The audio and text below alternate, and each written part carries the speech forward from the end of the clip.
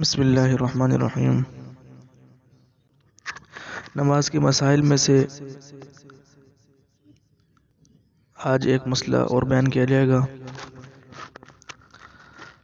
آج کا جو مسئلہ ہے وہ یہ ہے کہ اگر کوئی شخص نماز کے آخری قاعدہ میں بھول کر رکعت کے لیے کھڑا ہو جائے، مثلا اس نے 4 رکعت نماز فرض کی نیت کی تھی، ابھی وہ آخری قاعدہ میں بھول کر 5ویں رکعت کے لیے کھڑا ہو گیا، تو ابھی یہ شخص کیا کرے؟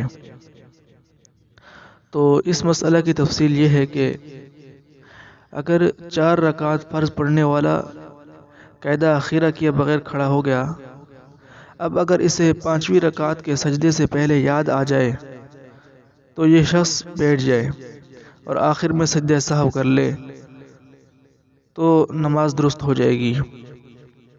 لیکن اگر 5ویں رکعت کا سجدہ کر لیا یا اس کے بعد 6ٹھی رکعت بھی پڑھ لی تو فرض نماز باطل ہو جائے گی، فرض نماز دوبارہ پڑھنی پڑے گی اور یہ نماز نفل ہو جائے گی۔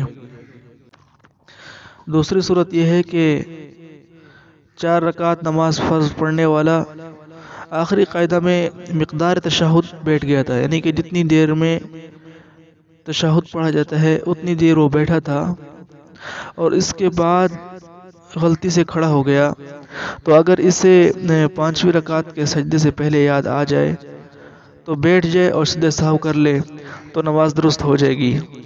لیکن اگر 5ویں رکعت کا سجدہ کر لیا تو 6ٹھی رکعت بھی اس کے ساتھ شامل کر لے اور آخر میں سجدہ سہو کر لے تو 4 فرض اور 2 رکعت نفل بن جائے گی۔ اگر سجدہ سہو نہ کیا تو وقت کے اندر نماز کو دوبارہ پڑھنا ضروری ہوگا۔ اس وجہ سے یہ مسئلہ اچھی طرح سمجھ لینا چاہیے۔ السلام علیکم ورحمۃ اللہ وبرکاتہ۔